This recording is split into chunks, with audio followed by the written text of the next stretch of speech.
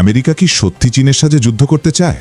তারা চায়, কিন্তু 1 মিনিটও দেরি করবে না যদি নিশ্চিত থাকতো জিততে পারবে। কিন্তু তারা জানে একটা কাজ, চীনকে আক্রমণ করলে নিজেরাই পড়ে যাবে। আর তাই আজও হাঁটু গেড়ে আছে অপেক্ষায়। 2003 সালে ইরাক, সাদ্দাম হুসেন মাত্র একটা কাজ করেছিল, তেল বিক্রি করতে চেয়েছিল আমেরিকার ডলার ছাড়িয়ে অন্য মুদ্রায়। এটাই ছিল তার অপরাধ। শুধু এই কারণেই আমেরিকা তার দেশটা সম্পূর্ণ তছনছ করে দিল। লক্ষ লক্ষ মানুষ মারা গেল। প্রেসিডেন্ট সাদ্দামকে ফাঁসি দিল সবার সামনে। এখন আপনি ভাবুন, চীন কি করছে? শুধু একটা পাতার চেয়ে বেশি কিছু করছে না, পুরো গাছ কাটছে। তারপরও আমেরিকা কোনো হামলা করেনি। কেন? এটাই আমরা বুঝতে চলেছি আজকের ভিডিওতে। প্রথমে আসি অর্থনীতির কথায়। চীনের বার্ষিক জিডিপি $18 ট্রিলিয়ন, আমেরিকার জিডিপি $20 ট্রিলিয়ন। পার্থক্য বেশি নয়, কিন্তু দেখুন চীন কিভাবে তার সম্পদ রাখছে। চীনের হাতে আছে $3.1 ট্রিলিয়ন বিশাল ক্যাশ রিজার্ভ। 2002 সালে ইরাকে জিডিপি ছিল মাত্র $189.7 বিলিয়ন।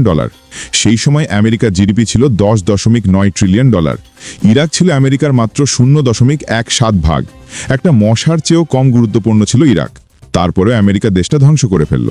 তাহলে সবাই চিন্তা করে, চীন তো ইরাকের চেয়ে 1000 গুণ বড়। চীন তো প্রকৃতপক্ষে আমেরিকার সাথে সমান্তরাল শক্তি। তাহলে আমেরিকা চীনকে কেন আক্রমণ করল না এখনো? উত্তরটা খুব সহজ। চীনের কাছে 3টে তরবারি আছে, যা আমেরিকার গলায় ঝুলছে সবসময়। প্রথম তরবারি, সাপ্লাই চেন। আমেরিকার সুপারমার্কেটে যে পণ্যগুলো আপনি দেখেন, তার 16 ভাগের 1 ভাগ মেড ইন চায়না লেখা। মেশিনারি এবং ইলেকট্রনিক্স পণ্য 42% আসে চীন থেকে। এখন কল্পনা করুন, চীন যদি আগামীকাল ঘোষণা করে যে তারা সোলার প্যানেল রপ্তানি বন্ধ করছে, আমেরিকার গ্রিন এনার্জি প্রোগ্রাম একদিনে মাটিতে পড়ে যাবে। কারণ গ্লোবাল সোলার প্যানেলের 80% চীনে তৈরি হয়। টেসলার 70% ব্যাটারি চীন থেকে আসে।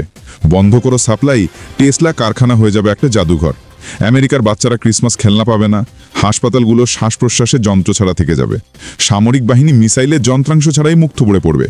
এটা ছিল ইরাকের চেয়ে 1000 গুণ বেশি ক্ষতিকর। দ্বিতীয় তরবারি, ডলার এবং ঋণপত্র। চীনের কাছে আমেরিকার সার্বভৌম ঋণপত্র, ট্রেজারি বন্ডস, $835 বিলিয়ন মূল্যের।